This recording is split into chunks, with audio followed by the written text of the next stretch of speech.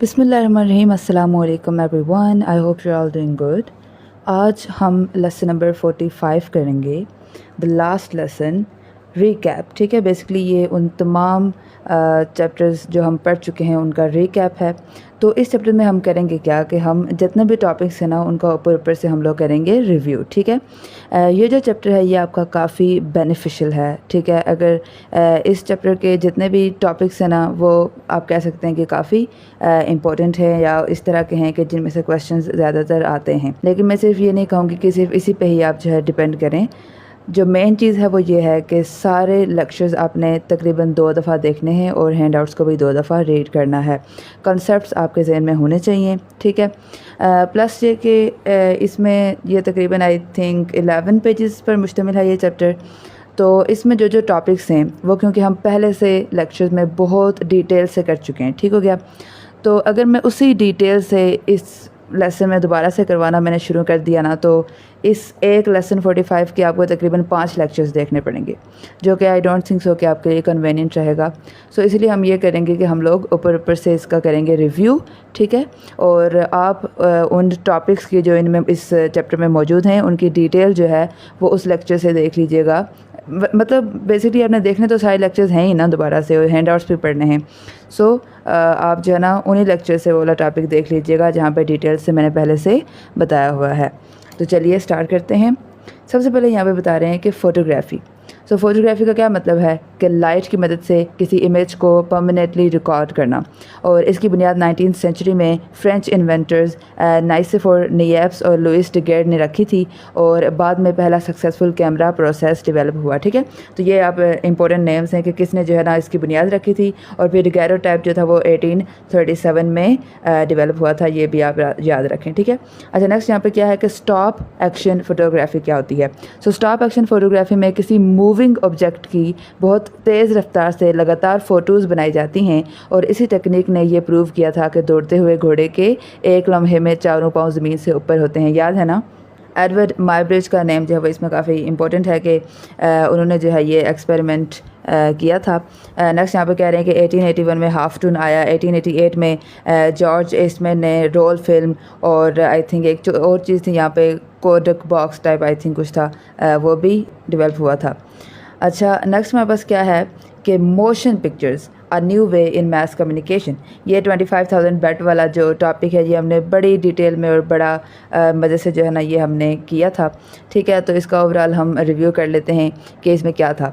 सो motion picture से मुराद क्या होता है, फिल्म इंडस्ट्री। ठीक है, जिसमें फ़िल्म बनाना, उसकी प्रोडक्शन करना, उस फिल्म को डिस्ट्रीब्यूट करना और सिनेमा में दिखाना सब शामिल होता है। ठीक है, 25,000 वाली हॉर्स बैट 1877 में एडवर्ड माइब्रिज ने एक एक्सपेरिमेंट किया था। किसने? एडवर्ड माइब्रिज ने। ठीक है, जिसमें दौड़ते हुए घोड़े की लगातार फ़ोटोज़ ली गई थी, और इससे ना सिर्फ ये बात का फैसला हुआ था बल्कि ये भी पता चला था कि अगर स्टिल पिक्चर्स को सीक्वेंस में दिखाया जाए तो मूवमेंट का इल्यूजन पैदा होता है, और इसी डिस्कवरी ने मोशन पिक्चर्स की बुनियाद रखी थी। ठीक है, तो यहाँ पे आपने ये याद रखना है कि जो बेट थी उसकी अमाउंट क्या थी, $25,000। अच्छा ये एक्सपेरिमेंट किसने किया था? एडवर्ड माइब्रिज ने। ठीक है, अच्छा नेक्स्ट मेरे पास क्या कह रहे हैं कि 1889 में जो है थॉमस एडिसन और उसके स्टाफ ने जो है ना काइनेटोग्राफ और काइनेटोस्कोप बनाया था। उसके बाद 1895 में लुमियर ब्रदर्स जो थे उन्होंने सिनेमाटोग्राफ डेवलप किया था।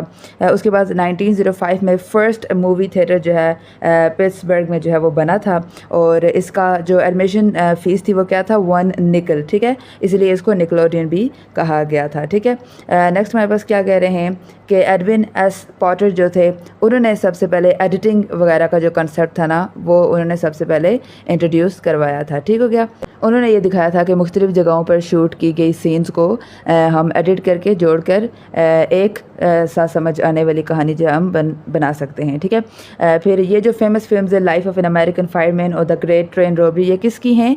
ये उन्हीं की हैं। ठीक है, एडवर्ड एस पॉटर ने इनको डायरेक्ट किया था। अच्छा नेक्स्ट हमारे पास क्या है, 1926 में जो है ना सक्सेसफुल एक्सपेरिमेंट हुआ था साउंड इफ़ेक्ट्स और म्यूज़िक में। ठीक हो गया, उसके बाद क्या कह रहे हैं कि 1927 में द जैज़ सिंगर, इसमें पहली बार सक्सेसफुल स्पोकन डायलॉग्स आए थे। ठीक है, ये याद रखना है कि किस में आए थे। अच्छा उसके बाद क्या कहना है कि 1927 में motion picture academy of arts and science जो है वो बनी थी, जिसने कि ऑस्कर अवार्ड्स और ये एनुअल अवार्ड्स वगैरह का आगाज़ किया था। ठीक है, अच्छा नेक्स्ट हमारे पास क्या कह रहे हैं कि measures taken by the film industry to beat television. ठीक है, कि फिल्म इंडस्ट्री ने क्या क्या ऐसे जो है काम किए ताकि वो टेलीविज़न को बीट कर सके। जब टेलीविज़न बहुत ज़्यादा आम हो गया था तो हमने पढ़ा था ना कि फ़िल्म इंडस्ट्री सिनेमा वगैरह जो है वो काफ़ी डाउन हो गया था, लोग सिनेमा जाना उन्होंने कम कर दिया था। तो फिर फिल्म इंडस्ट्री ने ऐसा क्या किया ताकि वो टीवी को बीट कर सकें, तो उन्होंने स्टीरियोफोनिक साउंड सिस्टम जो है वो अप्लाई करना शुरू किया। लाइक ऐसा साउंड सिस्टम था जिसमें काफ़ी हाई क्वालिटी की जो है ना साउंड सुनाई देती थी। और उसके बाद सिनेमास्कोप फिल्म्स आ गई, मूवीज़ में ज़्यादा ग्लैमर जो है उन्होंने ऐड कर लिया फिल्म इंडस्ट्री ने। उसके बाद मुख्तलिफ और इंटरेस्टिंग टॉपिक्स पर जो है फ़िल्म बनाना शुरू कर दी। ठीक है, तो ये पॉइंट हम आई गेस टेलीविज़न और फिल्म वाला जो चैप्टर था उसमें काफ़ी अच्छी तरह डिस्कस कर चुके हैं। ठीक है, अच्छा इस चैप्टर में जितने भी टॉपिक्स हैं ना, जैसे कि मैंने पहले भी बताया कि ये काफ़ी बेनिफिशियल हैं। ठीक है, तो इनको आप अच्छे से जो है वो देख लीजिएगा।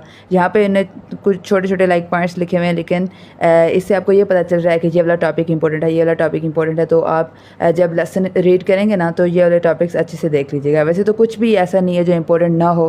दिस इज़ वर्चुअल यूनिवर्सिटी, जैसे कि मैंने पहले भी मेंशन किया था कि कहीं से भी कुछ भी उठा के दे देंगे। ठीक है, अच्छा यहाँ पे मैं आपको एक ना इंटरेस्टिंग सी मैं आपको एक बात बताती हूँ।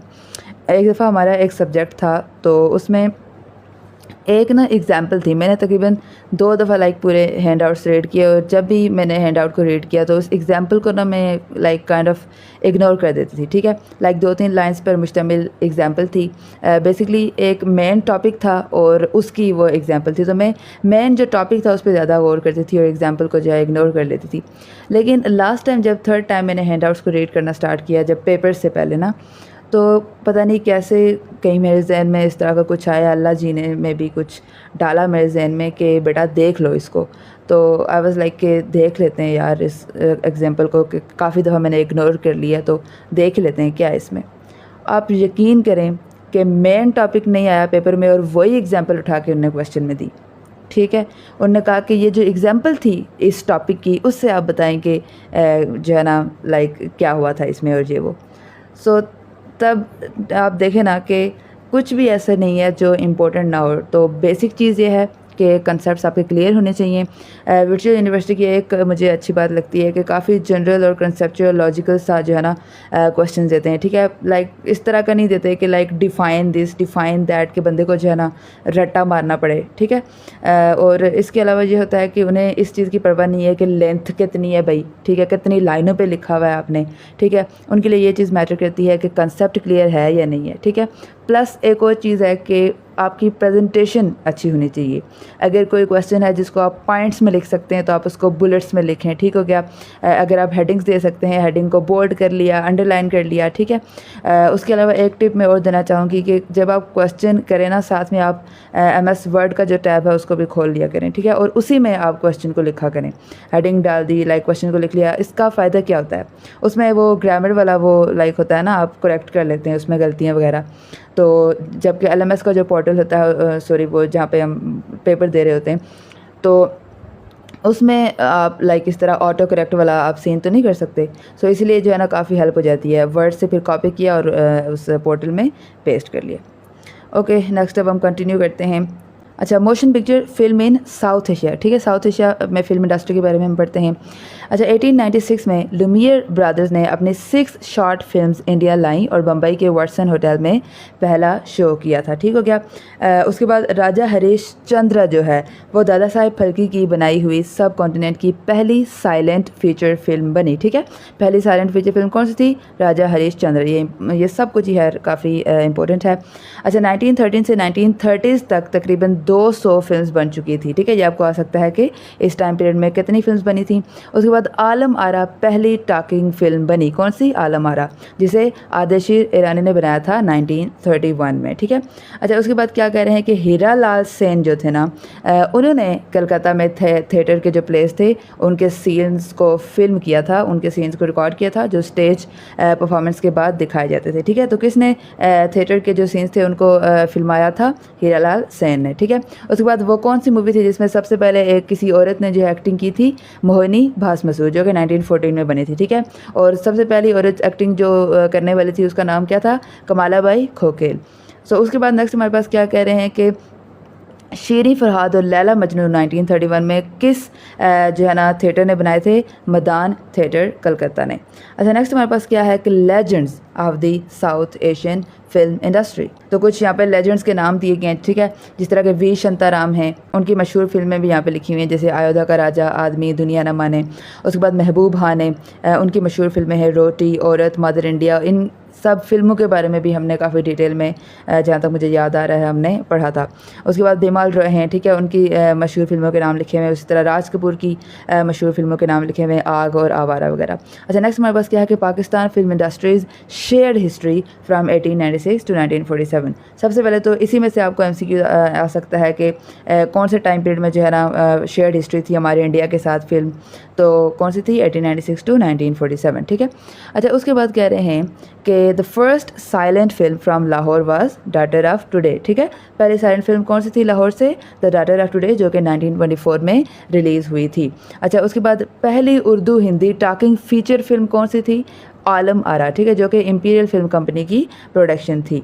उसके बाद इसकी यहाँ पे इन्हें डिटेल्स लिखी हुई हैं कि कौन सी लैंग्वेज में थी, कौन सी कंपनी ने प्रोड्यूस किया, कितने मिनट्स की थी, 124 मिनट्स की थी, ब्लैक एंड वाइट थी, ठीक है, एक्टर्स कौन से थे, म्यूज़िक किसने दिया, वगैरह वगैरह वगैरह, ठीक है। अच्छा, नेक्स्ट हमारे पास क्या है? ख़जानची।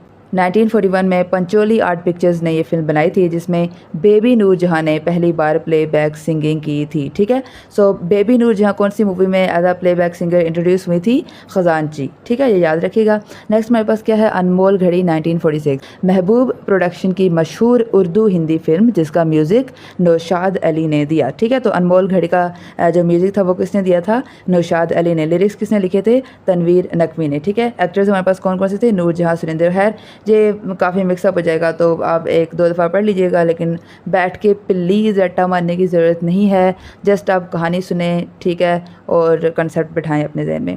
अच्छा, फिर उन्हें कुछ और मशहूर सिंगर्स के यहाँ पे नाम लिखे हुए हैं, जैसे कि शमशाद बेगम हो गई, पंजाबी फिल्म इंडस्ट्री की पहली जनरेशन की मशहूर सिंगर थी, और उनके बाद हमारे पास ज़ुबैदा खानम और मैडम नूर जहाँ ने जो है काफ़ी शोहरत हासिल की।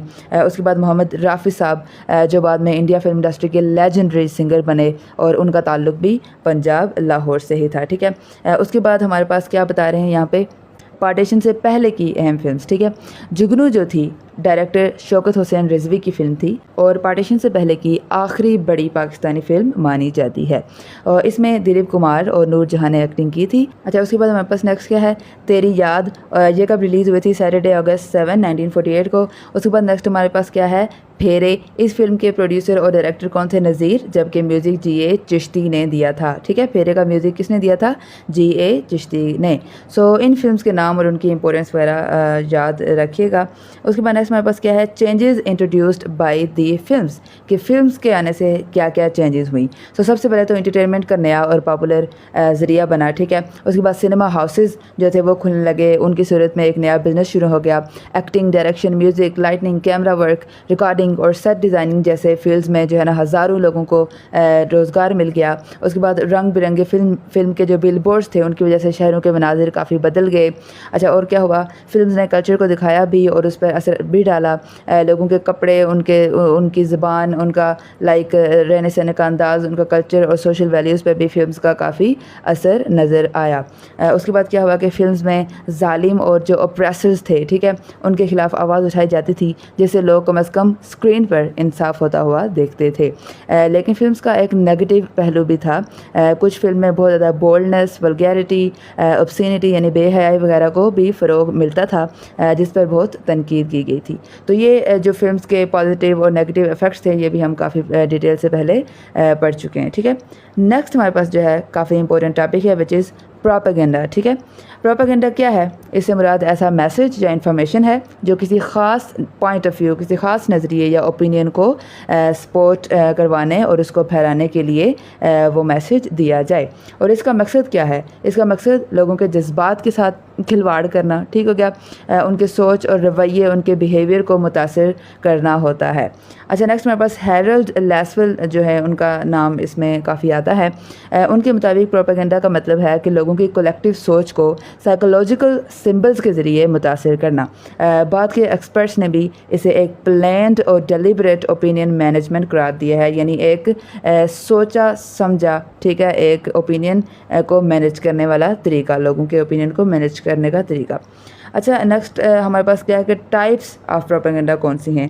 White propaganda, grey propaganda and black propaganda. और ये तीनों टाइप्स में क्या क्या होता है, ये किस किस के लिए यूज़ होती हैं, ये हम काफ़ी डिटेल से पढ़ चुके हैं और इनको अच्छे से देख लीजिएगा, ठीक है। मैंने एक चीज़ आपको और भी कही थी कि ये जिस तरह के कलर के शेड्स हैं ना, इनसे आप याद रखिएगा कि वाइट वाला, ग्रे वाला और ब्लैक वाला। ग्रे जो है वो वाइट और ब्लैक के दरमियान में आता है, ठीक है। एक में जो है वो सोर्स बताया जाता है, एक में सोर्स जो है वो छुपाया जाता है और एक में सोर्स झूठा बताया जाता है, ठीक है। अच्छा, नेक्स्ट मेरे पास क्या है, radio. Marconi recognised as radio inventor, ठीक है। अच्छा, इस वाले टॉपिक में ना एक चीज़ आती है जो कन्फ्लिक्ट या कंट्रोवर्सी हुई थी between the patents, Nikola Tesla और मार्कोनी के दरमियान में वो जो कंट्रोवर्सी हुई थी ना पेटेंट्स को लेके, ये वाला भी शॉर्ट क्वेश्चन आ सकता है, ठीक है। ये भी अच्छे से आप लेक्चर को सुन लीजिएगा और हैंड आउट से पढ़ लीजिएगा। अच्छा, रेडियो की इन्वेंशन का क्रेडिट आमतौर पर गुइलेल्मो मार्कोनी को दिया जाता है। 1896 में मार्कोनी ने रेडियो का पेटेंट हासिल किया था। कब? 1896 में। 1897 में इंग्लैंड में पहला रेडियो स्टेशन कायम किया। कहाँ पे? इंग्लैंड में। उसके बाद इसी दौर में निकोला टेस्ला ने भी रेडियो टेक्नोलॉजी पर काम किया और पेटेंट्स लिए। बाद में पेटेंट के हवाले से मार्कोनी और टेस्ला के दरमियान काफ़ी कंट्रोवर्सी भी रही थी, और ये जो कंट्रोवर्सी यहाँ पे है पूरी डिटेल्स ये आप वहाँ से देख लीजिएगा। अच्छा, नेक्स्ट हमारे पास क्या है, effects of radio on the society, ठीक है, रेडियो की सोसाइटी पे असरात। सो रेडियो ने प्रिंट मीडिया के मुकाबले में कम्युनिकेशन को काफ़ी ज़्यादा आसान और तेज़ बना दिया। सबसे बड़ी बात यह थी कि मैसेज को फिज़िकली ले जाने की ज़रूरत नहीं होती थी। जिस तरह न्यूज़पेपर्स को पहले एक शहर से दूसरे शहर में ट्रांसपोर्ट करने की ज़रूरत होती थी, तो अब रेडियो के आने के बाद जो है ना मैसेज को इस तरह फ़िज़िकली ट्रांसपोर्ट करने की ज़रूरत नहीं रही। आवाज़ फ़ौरन दूर तक पहुँच सकती थी। इसी वजह से बहुत सी कंपनीज़ और लोग अपना रेडियो स्टेशन या रेडियो सर्विस शुरू करना चाहते थे। रेडियो का इस्तेमाल जो है पीस टाइम में क्या रहा, वार टाइम में रेडियो का क्या जो है ना इस्तेमाल था, ये भी हमने काफ़ी डिटेल में पढ़ा था, ठीक है। पीस टाइम में इंफॉर्मेशन, एजुकेशन और एंटरटेनमेंट के लिए रेडियो ज़्यादा यूज़ होता था। वार टाइम में अनाउंसमेंट्स, प्रोपेगेंडा और कम्युनिकेशन के लिए यूज़ होता था। उसके अलावा हमने एक चीज़ और जहाँ पे पढ़ी थी, साइकोलॉजिकल वारफेयर के लिए भी यूज़ होता रहा रेडियो। लाइक अपनी जो अवाम है या अपनी जो आर्मी है उनके हौसले बुलंद करने के लिए और अपने जो हमारे एनिमीज़ हैं उनके हौसलों को पस्त करने के लिए। अच्छा, नेक्स्ट हमारे पास आ गया है टेलीविज़न। इसका रिकैप करते हैं हम। टेलीविज़न एक ऐसी टेक्नोलॉजी है जो तस्वीर प्लस आवाज़, इन दोनों को इलेक्ट्रिकल सिग्नल्स में बदलकर रेडियो की तरह ही इलेक्ट्रोमैग्नेटिक वेव्स के ज़रिए ट्रांसमिट करती है। टीवी दुनिया की सबसे पावरफुल कम्युनिकेशन टेक्नोलॉजीज़ में से एक मानी जाती है और एडवर्टाइजमेंट के लिए भी इसको ही सबसे ज़्यादा पावरफुल टूल माना जाता है वैसे। अच्छा, नेक्स्ट हमारे पास क्या है कि डेवलप्ड जो कंट्रीज़ हैं यानी तरक्की याफ्ता जो कंट्रीज़ हैं उनमें लोग रोज़ाना कई घंटे टीवी देखते हैं। यहाँ पे लिखा हुआ है तकरीबन 7 आवर्स पर डे। इसलिए न्यूज़, एजुकेशन, स्पोर्ट्स और एडवर्टाइजिंग सब टीवी को बहुत अहमियत देते हैं, ठीक है। अच्छा, नेक्स्ट हमारे पास क्या है कि TV changes some basic concepts. Television ने सोशल, कल्चरल और इकोनॉमिक ज़िंदगी में बहुत बड़ी तब्दीलियाँ लाईं। विजुअल कम्युनिकेशन की वजह से लोगों की सोच और दुनिया को देखने का नज़रिया बदला और ग्लोबलाइजेशन को भी काफ़ी फ़रोग मिला, ठीक है। 1935 में मैकेनिकल टीवी सिस्टम की जगह इलेक्ट्रॉनिक सिस्टम ने ले ली थी। कब? 1935 में इलेक्ट्रॉनिक सिस्टम ने ले ली थी मैकेनिकल टीवी सिस्टम की जगह। उसके बाद व्लादिमीर के जो थे उन्होंने इलेक्ट्रॉनिक कैमरा ट्यूब जो है डेवलप की थी। उसके बाद फाइलो, फ्रांसवर्थ और एलन ने टीवी रिसीवर टेक्नोलॉजी को मज़ीद बेहतर बनाया था, ठीक है। अच्छा, नेक्स्ट हमारे पास क्या है, टीवी ट्रांसमिशन के 3 मेन स्टैंडर्ड्स, ठीक है, ये काफ़ी इंपॉर्टेंट है। कौन कौन से हैं? NTSC, SECAM और PAL, ठीक है। इनकी जो डिटेल्स हैं वो भी आप देख लीजिएगा। PAL का ये नाम कहाँ से आया था? परफेक्शन एट लास्ट, ठीक है। इनमें ये देख लीजिएगा कि इनमें कितनी कितनी लाइंस होती हैं।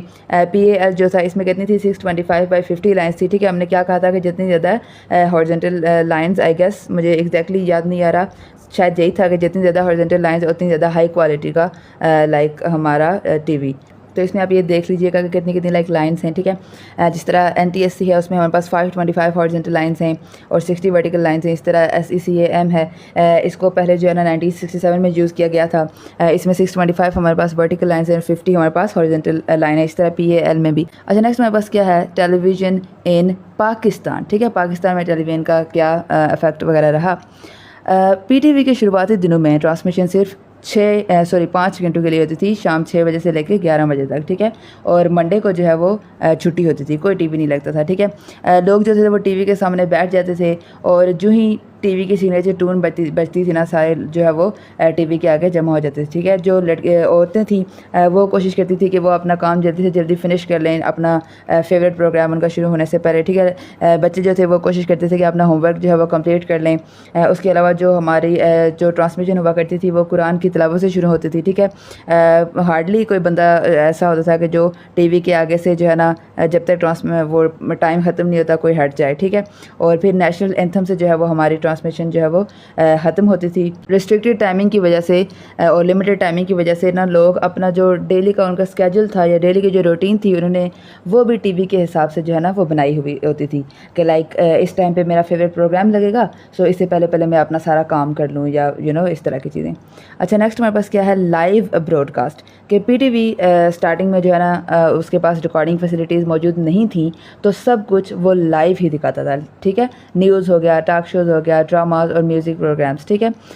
उसके अलावा क्या था कि PTV का जो हमारे पास रेडियो स्टेशन था और PTV की बिल्डिंग जो थी वो एक दूसरे के पास ही थी, तो काफ़ी जो रेडियो आर्टिस्ट वगैरह थे वो भी जो है ना इधर उधर आते जाते रहते थे, क्योंकि लाइव कोई भी प्रोग्राम बनाने के लिए बहुत ज़्यादा मेहनत की ज़रूरत होती है, किसी गलती की गुंजाइश नहीं होती है, ठीक है। तो वो रिहर्सल्स वगैरह करने के लिए जो है वो इधर उधर चलते रहते थे, ठीक है। नेक्स्ट हमारे पास क्या है कि PTV and unforgettable war of September 1965, ठीक है। वेरी इंपॉर्टेंट टॉपिक कि 1965 की जंग के दौरान PTV का क्या जो है ना रोल रहा।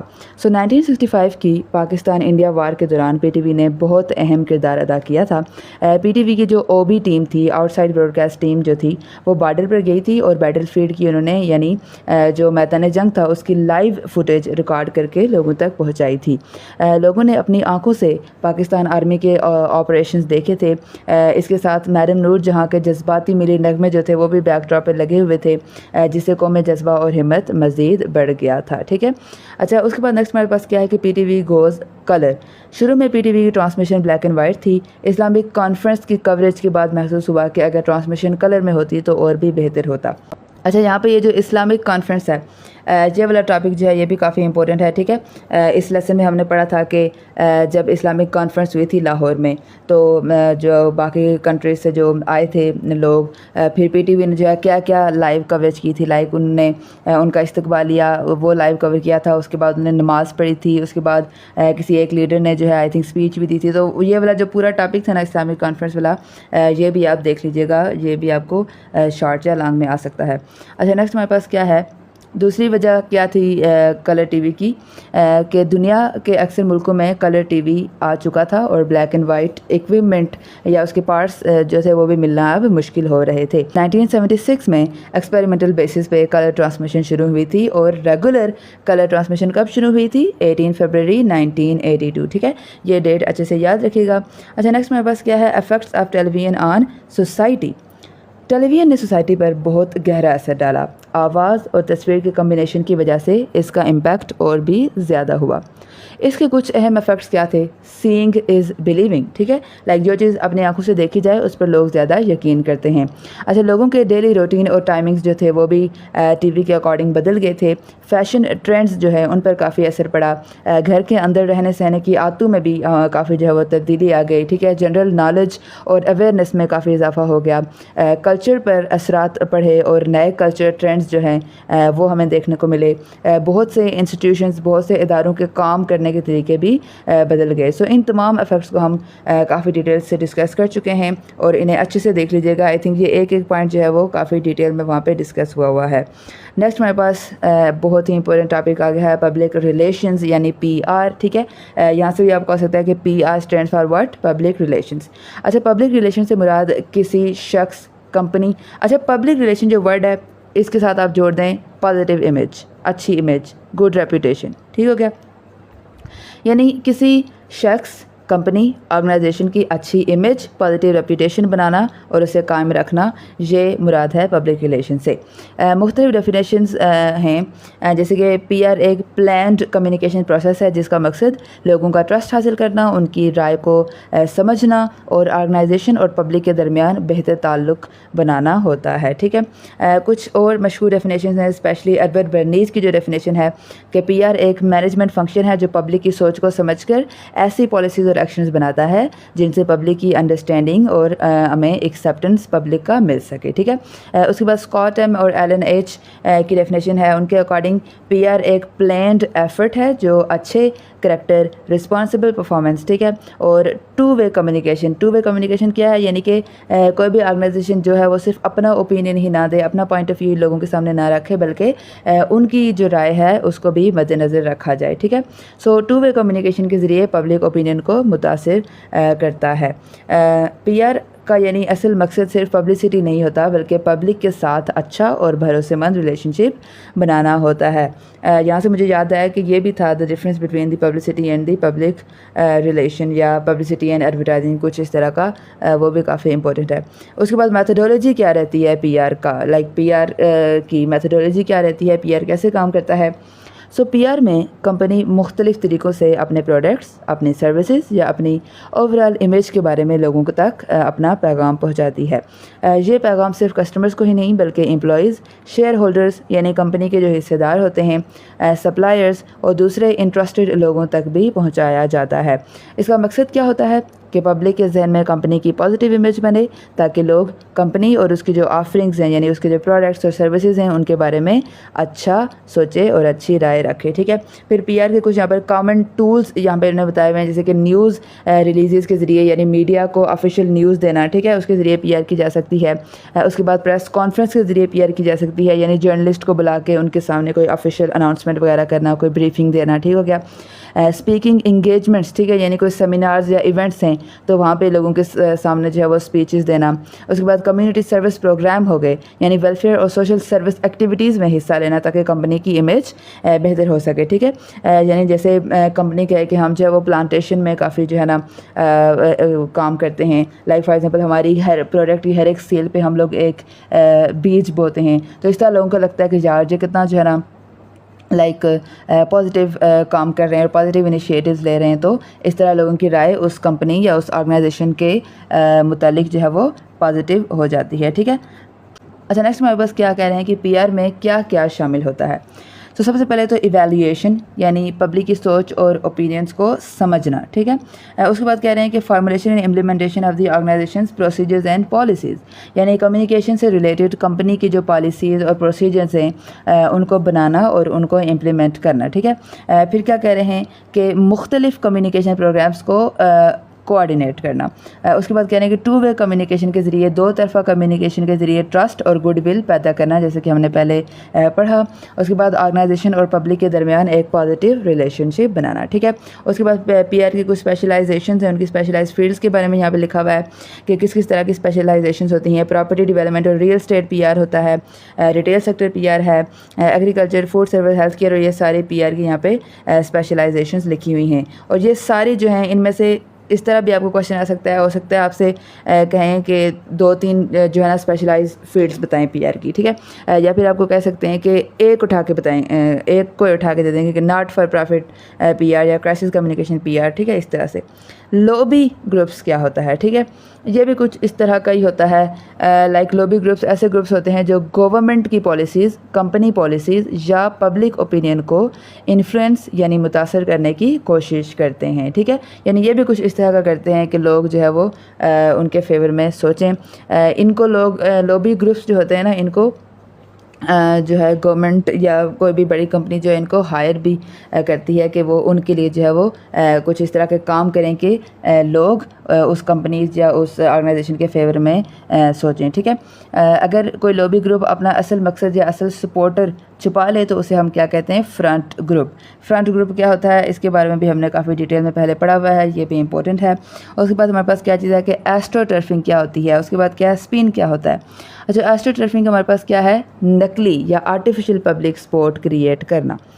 मिसाल के तौर पर एक ही ऑर्गेनाइजेशन मुख्तलिफ फ़ेक नेम्स, यानी ऑर्गेनाइजेशन एक है लेकिन नाम वो मुख्तलिफ यूज़ कर रही है, बहुत सारे सूडो नेम्स यूज़ कर रही है, उससे न्यूज़पेपर्स को लेटर भेजे मुख्तलिफ नामों से, ताकि लोगों को लगे कि बहुत से लोग एक ही ओपिनियन रखते हैं, जबकि असल में सब कुछ एक ही ग्रुप कंट्रोल कर रहा होता है। यानी असली पब्लिक मूवमेंट नहीं होती, सिर्फ उसका इम्प्रेशन दिया जाता है कि ये पब्लिक मूवमेंट है या पब्लिक ओपिनियन है, होती उस सब के पीछे एक ही कोई कंपनी या एक ही कोई बंदा या ग्रुप होता है। अच्छा, नेक्स्ट मेरे पास स्पिन क्या है। जैसा कि मैंने पढ़ा था कि ये जो वर्ड है ये क्रिकेट वाले जो है ना स्पिन से लिया गया है। स्पिन का मतलब है किसी वाक़या या सिचुएशन को अपने हक़ में लाइक मोल्ड करके पेश करना, हक़ में तोड़ मरोड़ के पेश करना। कभी सिर्फ पॉजिटिव एंगल दिखाया जाता है और कुछ जो फैक्ट्स होते हैं, जो सच्ची बातें होती हैं, वो छुपा दी जाती हैं। इसीलिए पॉलिटिशियंस पर अक्सर ये इल्ज़ाम लगाया जाता है कि जब उन पर तनकीद होती है तो वो स्पिन करके अपनी पोजीशन को बेहतर दिखाने की कोशिश करते हैं। यानी स्पिन का मकसद पब्लिक का इंप्रेशन अपने फेवर में बनाना होता है। ठीक है, नेक्स्ट हमारे पास क्या है कि advertising beyond the print media. ठीक है, प्रिंट मीडिया के अलावा प्रिंट मीडिया से बढ़ के आगे जो है एडवर्टाइजिंग। ठीक है, सो इस टॉपिक में बेसिकली ये बताया गया है कि एडवर्टाइजिंग जो है वो सिर्फ न्यूज़पेपर और मैगज़ीन तक महदूद नहीं है। अब टीवी, रेडियो, फिल्म और दूसरी एंटरटेनमेंट मीडिया में भी एडवर्टाइजिंग की जाती है। तो यहाँ पे कॉवर्ट एडवर्टाइजिंग ये बहुत ही इंपॉर्टेंट है, जिसको हम प्रोडक्ट प्लेसमेंट भी कहते हैं। ठीक है, और काफ़ी इजी और इंटरेस्टिंग भी है। आपको ये क्वेश्चन आ सकता है कि what is product placement and give example of the product placement, something like that. अच्छा, इतना सीधा सीधा वैसे क्वेश्चन तो है नहीं आता है, लेकिन लाइक टॉपिक यही होगा, बट मे बी क्वेश्चन को थोड़ा सा वो जो है ना घुमा फिरा के दे दें, क्योंकि कंसेप्ट वो चेक करते रहते हैं इस तरह। अच्छा, कवर्ट एडवर्टाइजिंग वो एडवर्टाइजिंग होती है जो सीधा एडवर्टाइजमेंट की तरह नज़र नहीं आती, लाइक सीधा सीधा उस चीज़ का ऐड नहीं बनाया जाता, बल्कि किसी मूवी, ड्रामा या एंटरटेनमेंट कंटेंट के ही अंदर जो है ना उस प्रोडक्ट वगैरह को शामिल किया जाता है। ठीक है, इसको हम प्रोडक्ट प्लेसमेंट भी कहते हैं। यानी जो एक्टर या एक्ट्रेस होता है वो किसी ख़ास ब्रांड की चीज़ इस्तेमाल करता है या उसका नाम लेता है ताकि लोग उस ब्रांड को नोटिस करें। हैंड आउट में हमारे पास कुछ यहाँ पे एग्जांपल्स भी दी हुई हैं, जैसे कि माइनॉरिटी रिपोर्ट में टॉम क्रूज़ के कंप्यूटर पर नोकिया का लोगो नज़र आता है और उसकी आवाज़ जो होती है वो बल्गरी ब्रांड की होती है। इस तरह आई रोबोट में विल स्मिथ अपने कन्वर्स के जो शूज़ हैं उनका बार बार जिक्र करते हैं और उन्हें क्लासिक कहते हैं। नेक्स्ट हमारे पास द मैट्रिक्स रीलोडेड जो है उसमें कैडिलैक कार की जो है वो कार्स दिखाई गई हैं बार बार। जेम्स बॉन्ड की जो फिल्में हैं उसमें ओमेगा वाचेस, BMW और एस्टन मार्टिन की प्रोडक्ट्स जो है वो काफ़ी इस्तेमाल की गई हैं। यानी कंपनी अपनी प्रोडक्ट को मूवी के अंदर या ड्रामे के अंदर जो है वो नेचुरली दिखाती है, किसी एक्टर या एक्ट्रेस को यूज़ करते हुए दिखाती है, अलग से उस चीज़ का कमर्शियल या ऐड चलाने की ज़रूरत नहीं होती है। ठीक है, एडवर्टाइजिंग मीडिया यानी ऑडियो रेडियो एडवर्टाइजिंग, यानी ऑडियो एडवर्टाइजिंग का सबसे कॉमन मीडियम FM रेडियो है। रेडियो पर एडवर्टाइजिंग देने की कॉस्ट तकरीबन मेट्रोपॉलिटन न्यूज़पेपर के एडवर्टाइजमेंट जितनी ही होती है। यानी जितना एक बड़ा जो न्यूज़पेपर है उसकी जितनी कॉस्ट होती है उतनी ही इसकी भी ऐड की कॉस्ट होती है रेडियो की। रेडियो प्रिंट मीडिया से ज़्यादा डायनामिक होता है, यानी ज़्यादा असरदार, ज़िंदा, क्योंकि इसमें एडवर्टाइज़र आवाज़ के ज़रिए सीधा कंज्यूमर से बात कर सकता है। इसीलिए बहुत से एक्सपर्ट्स ये कहते हैं कि अगर रेडियो कैंपेन इंटरेस्टिंग हो और इन्फॉर्मेटिव हो तो ये बिज़नेस के लिए बहुत फ़ायदेमंद साबित हो सकती है। लेकिन सिर्फ रेडियो पर ही भरोसा करना ठीक नहीं समझा जाता, सिर्फ रेडियो पर ही रिलाई नहीं किया जाता। एडवर्टाइज़र जो हैं वो ज़्यादातर मीडिया मिक्स इस्तेमाल करते हैं, यानी रेडियो के साथ साथ न्यूज़पेपर, TV और मज़ीद कोई और मीडिया भी वो यूज़ करेंगे। तो मकसद ये होता है कि जिस मीडियम से टारगेट ऑडियंस तक सबसे ज़्यादा बेहतर तरीके से पहुंचा जा सके ना, उसे ज़्यादा यूज़ किया जाए। ठीक है, यानी जो मीडियम हमारी टारगेट ऑडियंस को ज़्यादा कवर करेगी हम उसी मीडियम पे अपना एडवर्टाइजमेंट चलाएंगे। ठीक है, फिर TV की एडवर्टाइजिंग के बारे में कह रहे हैं कि TV कमर्शियल को मैस मार्केट के लिए सबसे इफेक्टिव एडवर्टाइजमेंट फॉर्मेट माना जाता है। ठीक है, सबसे इफेक्टिव एडवर्टाइजिंग फॉर्मेट किसे माना जाता है? TV को। इसीलिए पॉपुलर टीवी प्रोग्राम्स के दरमियान अगर आपको लगवाना है ना एडवर्टाइजमेंट, तो उसकी फ़ीस होगी बहुत ज़्यादा। मिसाल के तौर पर अमेरिका का जो सुपर बॉल गेम है उसमें 30 सेकंड्स का भी अगर आपको टीवी कमर्शियल लगाना है तो उसकी बहुत ज़्यादा कॉस्ट होगी, ठीक है। जिस तरह यहाँ पे बताया हुआ है कि 2006 तक उसकी कितनी कॉस्ट थी, $2.5 million just for a 30 second ad, ठीक है। उसके बाद वर्चुअल एडवर्टाइजिंग के बारे में बताया गया है, इसके बारे में भी हमने डिटेल में पढ़ा था और जहाँ तक मुझे याद पड़ रहा है आई गेस मैंने पिक्चर्स भी जो है ना ऐड की थी ताकि ज़्यादा बेहतर समझ आए। यानी अब कंप्यूटर ग्राफिक्स की मदद से टीवी प्रोग्राम्स के अंदर भी एडवर्टाइजमेंट ऐड किया जा सकता है और ये एडवर्टाइजमेंट खाली बैकग्राउंड में भी लगाई जा सकती हैं। असली बिलबोर्ड को कंप्यूटर के ज़रिए रिप्लेस किया जा सकता है, ठीक है। बिलबोर्ड यानी वहाँ पे कोई असली लगा हुआ है और कंप्यूटर के ज़रिए हम एडिट करके वहाँ पे कुछ और लगा लें, ठीक है। वर्चुअल प्रोडक्ट प्लेसमेंट भी मुमकिन है, ठीक है। आजकल इंटरनेट का ज़्यादा इस्तेमाल है और जिसकी वजह से कुछ एडवर्टाइजिंग मीडिया टीवी से भी ज़्यादा पॉपुलर होते जा रहे हैं। नेक्स्ट हमारे पास क्या है कि एडवर्टाइजिंग इवैल्यूएशन, यानी एडवर्टाइजिंग का जायज़ा कैसे लगाया जाता है, एडवर्टाइजिंग को इवैल्यूएट कैसे किया जाता है, ठीक है। तो जब एडवर्टाइजिंग कैंपेन ख़त्म हो जाती है तो कंपनी ये चेक करती है कि उसने अपने गोल्स हासिल किए हैं या नहीं। सबसे आम तरीका जो है ना इवैल्यूएट करने का वो क्या है कि कैंपेन से पहले और बाद की सेल्स को कंपेयर किया जाता है।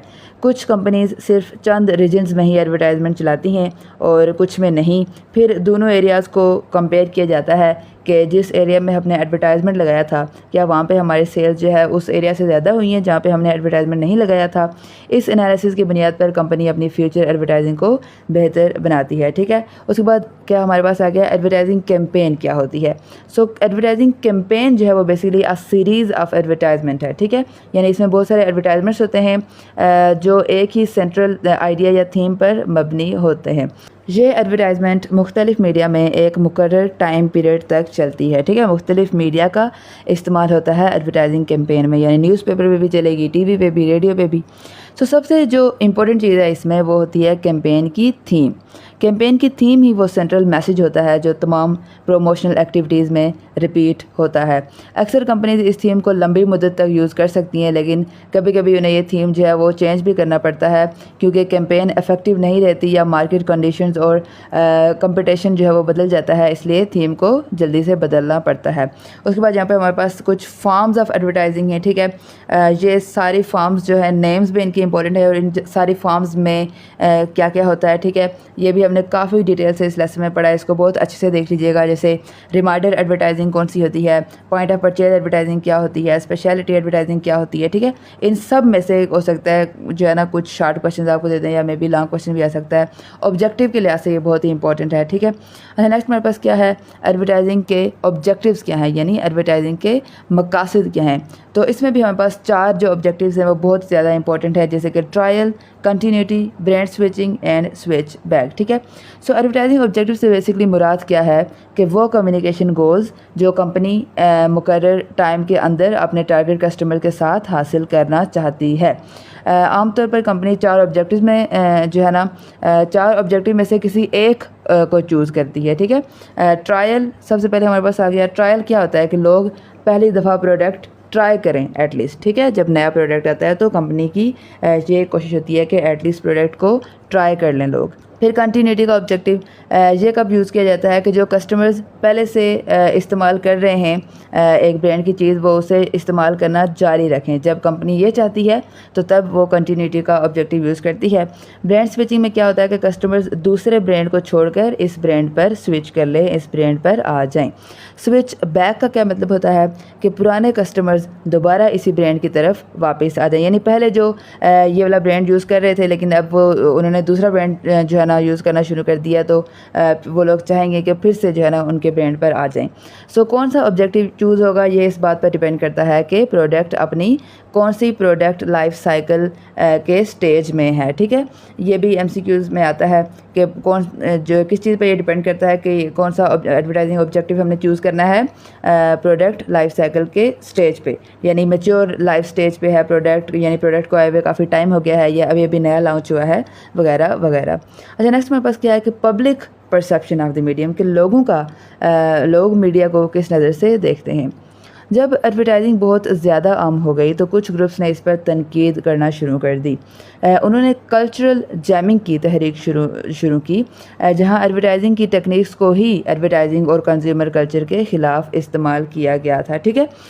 इसी तरह मीडिया वॉच यूके जैसी ऑर्गेनाइजेशन लोगों को बताती हैं कि अगर उन्हें किसी एडवर्टाइजमेंट पर एतराज़ है तो वो अपनी आवाज़ किस तरह उठा सकते हैं उसके ख़िलाफ़। और शैरी ग्रैडन की किताब मेड यू लुक भी इसी मौजू पर लिखी गई थी। नेक्स्ट मेरे पास मीडिया थ्योरीज़ आ जाती हैं। ठीक है, ये भी बहुत इंपॉर्टेंट थ्योरीज़ हैं सारी की सारी। इसमें से ऑब्जेक्टिव भी बहुत ज़्यादा आता है और शॉर्ट और लॉन्ग क्वेश्चन में भी आ सकता है। मीडिया थ्योरी से मुराद वो मॉडल्स हैं जो मीडिया और सोसाइटी के दरमियान ताल्लुक़ को समझाते हैं। मीडिया एक तरफ तो बिज़नेस है जो पैसा कमाता है और दूसरी तरफ उस पर कुछ जिम्मेदारियाँ आयद हैं कि वह सोसाइटी को इंफॉर्मेशन, गाइडेंस और तनकीद फराहम करे। ठीक है। सो इस लेसन में हमने 4 थ्योरीज़ पढ़ी थी, जैसे कि authoritarian, libertarian, Soviet and social responsibility theory. So इन सारी थ्योरीज़ को जो है ना आप इस लेसन से डिटेल में देख लीजिएगा। अच्छा, नेक्स्ट मेरे पास क्या है कि न्यू मीडिया क्या चीज़ है। न्यू मीडिया उन ट्रेडिशनल मीडिया फॉर्म्स को कहते हैं, जैसे कि पुरानी लाइक न्यूज़पेपर वगैरह, जो डिजिटल टेक्नोलॉजी की वजह से नए डिजिटल फॉर्म में तब्दील हो गई हैं। यानी टेक्नोलॉजी नई आ गई है बट कंटेंट जो है वो एज सच चेंज नहीं हुआ। ठीक है। और न्यू मीडिया के यहाँ पे कुछ एग्जांपल्स हैं, जैसे कि वेबसाइट्स, ईमेल, सीडी, डीवीडी वगैरह वगैरह। यहाँ पे इस तरह का एमसीक्यू आता रहता है कि कुछ ऑप्शंस दे देते हैं 3-4 और फिर कहते हैं कि इनमें से न्यू मीडिया की एग्जाम्पल कौन सी नहीं है। ठीक है, तो इस तरह से भी आप इसको देख लीजिएगा। उसके बाद हमारे पास क्या चीज़ है कि disadvantages in the use of new media. तो न्यू मीडिया के बहुत से फ़ायदे हैं लेकिन इसके कुछ नुकसानात भी हैं। ठीक है।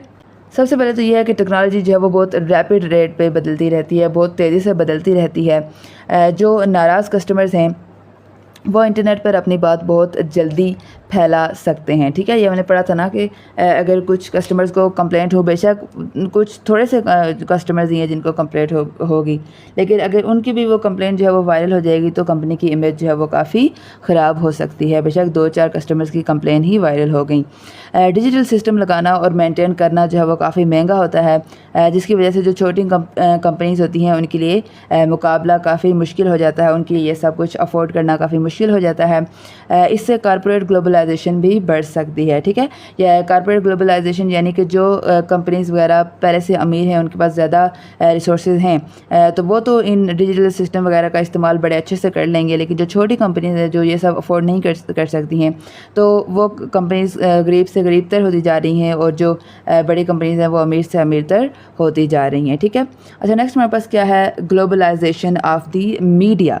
सो ग्लोबलाइजेशन का मतलब बेसिकली है कि मीडिया और कम्युनिकेशन का निज़ाम दुनिया भर में फैलता जा रहा है।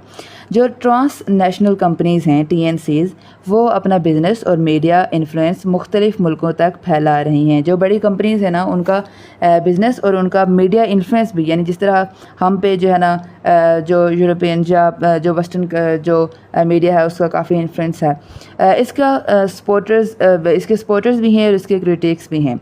कुछ लोग ये कहते हैं कि इससे डेवलपमेंट होती है, जबकि कुछ ये कहते हैं कि इससे अमीर और गरीब होता जा रहा है और लोकल कल्चर भी हमारा मुतासिर होता है, जिस तरह के वेस्टर्न कल्चर का हमारे पास अफेक्ट आ गया हमारे रहने सहने का, हमारी लैंग्वेज, हमारी ड्रेसिंग वगैरह पे। अच्छा, नेक्स्ट हमारे पास क्या है, मीडिया मर्जेंस। ठीक है। अच्छा, मीडिया मर्जेंस का क्या मतलब है कि जब कोई नई मीडिया टेक्नोलॉजी आती है तो वो पुराने मीडिया का कंटेंट जो है वो लेती है और उसको अपने साथ मिला लेती है। मिसाल के तौर पर रेडियो ने प्रिंट मीडिया के कंटेंट को अपनाया। ठीक है, जब रेडियो आया तो उसने वही कंटेंट लिया जो पहले से न्यूज़पेपर, मैगजीन्स वगैरह में था। उसके बाद टीवी जब आया तो उसने रेडियो के बहुत सारे फॉर्मेट्स को अपनाया। उसके बाद आज टीवी और कंप्यूटर भी एक दूसरे के करीब आ रहे हैं। यानी टेक्नोलॉजी बदलती जा रही है लेकिन अक्सर कंटेंट जो है वो वही रहता है। ठीक है। उसके बाद यहाँ पे इन्होंने बताया हुआ कि from print to electronic amalgamation. ठीक है, कि सबसे पहले प्रिंट मीडिया था न्यूज़पेपर, बुक्स, मैगजीन्स वगैरह। फिर 20वीं सेंचुरी के शुरू में रेडियो आया जो इलेक्ट्रोमैग्नेटिक वेव्स पर काम करता था और पहली दफ़ा लोगों ने वायरलेस कम्युनिकेशन का तजुर्बा किया। रेडियो ने म्यूज़िक, टॉक शोज़ और न्यूज़ तो दिए, लेकिन उनका कंटेंट जो है वो नया नहीं था। ये चीज़ें ऑलरेडी जो है वो न्यूज़पेपर, मैगजीन वगैरह में थी, ठीक है। सिर्फ टेक्नोलॉजी जो है वो अब बदल गई थी रेडियो की फॉर्म में। रेडियो और टीवी जो है वो कैसे मर्ज हुए थे? टेलीविज़न आ गया था जी रेडियो के बाद, तो टीवी ने भी रेडियो के बहुत से फेमस फॉर्मेट्स जो है वो उठाए, जैसे कि रेडियो में जो news, talk shows, discussion, music programmes और स्पोर्ट्स कमेंट्री थी, ठीक है, वो सब टीवी में भी आ गया। फ़र्क सिर्फ ये था कि साउंड के साथ साथ टीवी में इमेजेस भी दिखाई देती थी, ठीक है, वीडियो भी दिखाई देती थी। उसके बाद टीवी और कंप्यूटर आर गेटिंग वन, ठीक है, IPTV। डिजिटल टेक्नोलॉजी के आने के बाद टीवी और कंप्यूटर एक दूसरे के करीब आ गए। IPT यानी इंटरनेट प्रोटोकॉल टीवी का आइडिया ये था कि टीवी और कंप्यूटर दोनों एक जैसा कंटेंट चला सकें, ठीक है। ये भी हमने काफ़ी डिटेल में पढ़ा था कि लाइक टीवी पे हम ब्राउजिंग कर सकें और कंप्यूटर पे हम टीवी देख सकें, ठीक है। खैर आज हम इसके मिसाल देख भी सकते हैं। लैपटॉप या कंप्यूटर पर यूट्यूब, लाइव टीवी और स्ट्रीमिंग सर्विसेज चल जाती हैं और स्मार्ट जो टीवी होते हैं उन पर इंटरनेट ब्राउजिंग भी की जा सकती है, ठीक है।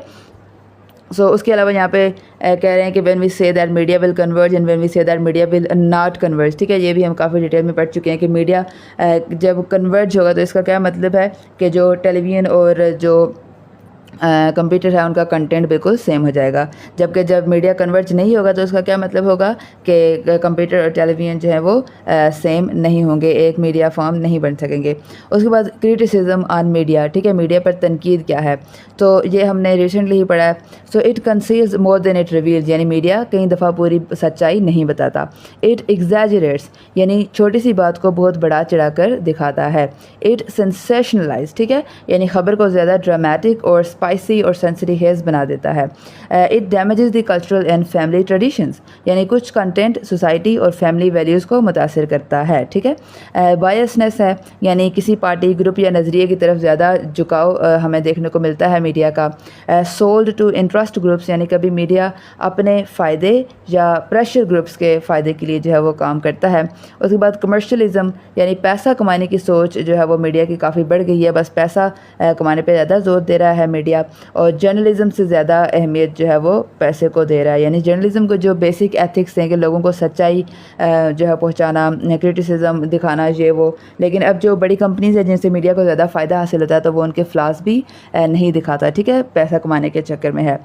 Picture of the killings unethical, यानी खून खराबी की तस्वीरें दिखाना गैर इखलाकी समझा जाता है। प्राइवेट लाइफ एंड ऑब्ससीनिटी, यानी मशहूर लोगों की प्राइवेट ज़िंदगी में दखल देना और गैर मुनासिब या बेहयाई वाला कंटेंट दिखाना। ब्लैकमेल्स गवर्नमेंट्स, यानी कभी कभी मीडिया अपनी ताकत का गलत इस्तेमाल करके हुकूमत पर प्रेशर डालने की कोशिश करता है कि हम आपकी नेगेटिव कवरेज दिखाएंगे और ये वो, ठीक है। अच्छा नेक्स्ट, ओके, सो इसी के साथ हमारा ये लेसन 45 भी हो गया है एंड अल्हम्दुलिल्लाह। और लग जाएं भाई आप अपने काम पे, ठीक हो गया ना। हैंड आउट्स जो हैं उनको रीड करें, एटलीस्ट 2 दफ़ा रीड करें। लेक्चर जो हैं एटलीस्ट 2 दफ़ा देखें, ठीक है, सुनने पे बल्कि आप ज़्यादा ज़ोर दें और देखें भी अगर आप देख सकते हैं। और कोई भी टॉपिक अगर आपको समझ में नहीं आता है तो उस टॉपिक को आप दोबारा से जो है वो लेक्चर से भी देखें और दोबारा से हैंड आउट से भी पढ़ें, ठीक है। रिपीटेशन इज़ दी की। उसके बाद क्या नहीं करना, आपने रट्टा नहीं मारना, ठीक हो गया। और कंसेप्ट सिर्फ, मैं बार बार ये बात कह रही हूँ, ठीक है, अपने एक्सपीरियंस से कह रही हूँ, कंसेप्ट सिर्फ आपके ज़हन में होना चाहिए, अपने अल्फाज में जो है आंसर लिख के आ जाना है। 5 नंबर का जो क्वेश्चन है तो मैटर नहीं करता है कि आपने उसके लिए 15 लाइनें लिखी हुई हैं, ठीक है, 90 words are more than enough for that. और प्रेजेंटेशन आपकी अच्छी होनी चाहिए, हेडिंग्स वगैरह डाल के, बुलेट्स वगैरह में जो है आपने क्वेश्चन लिखना है, पॉइंट्स वगैरह में।